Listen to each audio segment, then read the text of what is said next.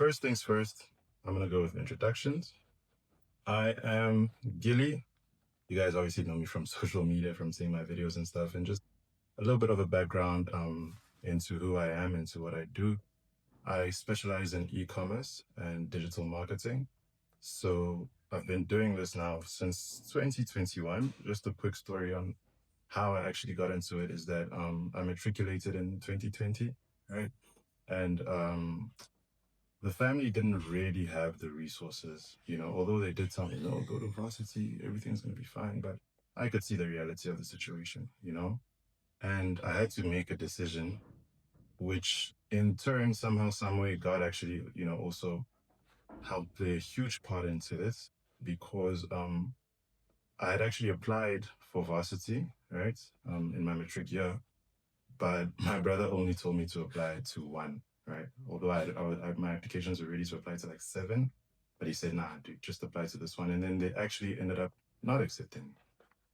And honestly, deep down, I was actually quite happy at that happening because, like I said, I knew that in reality, you know, um, it's gonna be tough. It's gonna be really tough, right? So, yeah, 2021. I I was just hustling. I was trying. In Jan, I had actually gotten a job. My first year out of school, I got a job at an internet cafe in Pretoria CBD. Terrible working conditions, and my pay was supposed to be 2.5 per month. Imagine I had to get up at what 6, get to work by 7:15, 7:30, and usually I'd leave because I'd be the one cleaning the shop also afterwards. So I'd leave at like 5. Well, it finishes at 5, but like I'll leave at like half 5, 6 because I had to clean. And I remember my boss he just wasn't a cool dude. There's a day literally made me stand till like half 6 to clean because he just wasn't happy with how I'd been cleaning. And so I did something that I'm not proud of, but I was so tired, I was drained. And obviously it was still my first month. So I think about 3 weeks and a couple of days in, I sent a fake COVID result so that I could get leave. And then I think my boss actually went and checked all of that with the place where the lab results came from, and obviously, it was a lie. So immediately terminated my job because obviously I was still in probation, so there was no need. According to the law, you don't need to give like a warning or anything like that, right? But yeah, in terms of that that happened, and then obviously I was jobless now. At least he did pay me like for the time I worked, which was like a 1.6 or something like that, 1.6 to 1.8 somewhere there. And yeah, after that happened, obviously I had the 1.8. That's all I had left to make something out of it. Obviously, I tried things. I was trading at the time, didn't work out. Obviously I helped around at home with some of the things that I could, and then things just weren't working out, right? So cool. Come a couple months down the line, a friend of mine begins to um, supply stock for a guy back in the day, a white guy. He was selling sneakers online, right? Your DM for price, whatnot, whatnot. But the way these guys are doing it, they were white guys from Cape Town. So they did it the very professional way. They had a website, did advertising, all of these things, and they did it all, so cleanly and so properly, right? So my friend at the time, because he knew where to get these sneakers and stuff, he just didn't have the marketing knowledge and skills.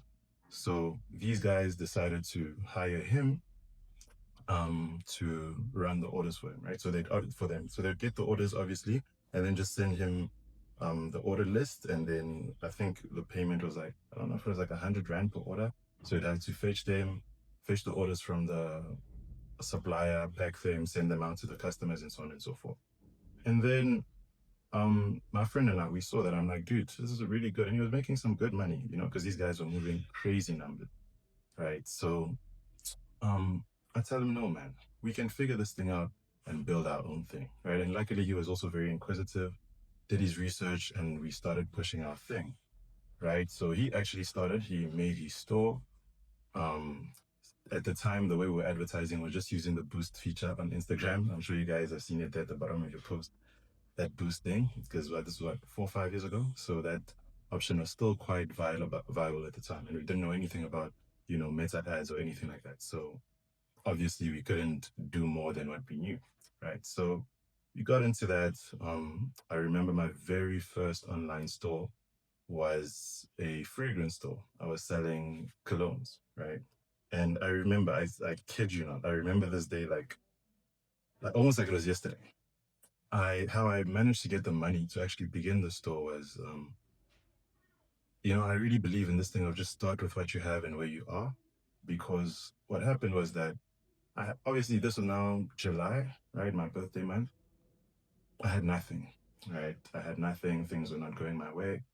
And I was just like, you know what, man, let's just try something. I know a thing or two about creating like posters and all these type of things. So let me just try something, post it on my WhatsApp, post it whatever. And then if people are interested, they'll buy and then I'll use that money to start something. So I did that. And thank God my sister, she ordered a pair of sneakers from me, right? And she wasn't in the country at the time, but she sent me the money and obviously I received the money, but she didn't need the sneakers right there and then because she was still gonna come back in the country. So I still had a couple of weeks maybe, to obviously deliver to her because obviously I'm not trying to scam my own sister as well. So yeah, that happens. She buys them for me for 700 rand. I remember at the time. At 700 rand, I bought a domain, which is to make it www.thenameofyourstore.whatever.com. Um, I bought for that, and then all the little things. At the time, Shopify was still like $20, and you had to pay like I think after I don't know if it was a 7-day trial or whatever the case may be. And I know I didn't have that, so I used another platform called Equid, which yeah, so got that money, paid for that, and then set up my emails and all of that stuff, set up my social media account. Oh yes, I remember at the time we were also buying followers. So I think I bought up to like 5,000 followers, which was like I think $15 or $20. I'm not too sure. Right. So from that 700, I think I had like 300 or something left. Right. So cool. Um, I set everything up. I'm just like, you know what, man, I'm just gonna use this boost feature, put it at like 100 or 150 rand a day and just see how it goes. So I do that, go to sleep. And then in the morning, I woke up and I woke up a bit earlier that day. I don't know why. And then I just see like there's a couple notifications on my phone and it's like email. It's like it was two emails. So from Paystack, the payment gateway, from Equid, the shop, like the confirmation, my copy of the receipt or the confirmation email, and then the actual notification from Equid, which is like Shopify. Right. So I see that and I see somebody has just bought an item for like 345. And I'm like, wow, this thing actually works. That was the very first point of reference that I needed to see that it works. Because throughout that time, I was honestly just moving with hope. I had never seen I couldn't like I had the limiting belief that what are the odds that somebody that I don't know will genuinely just come and buy from my website? That was some of the limiting beliefs I had. And that's some of the things that we're actually going to tackle, today because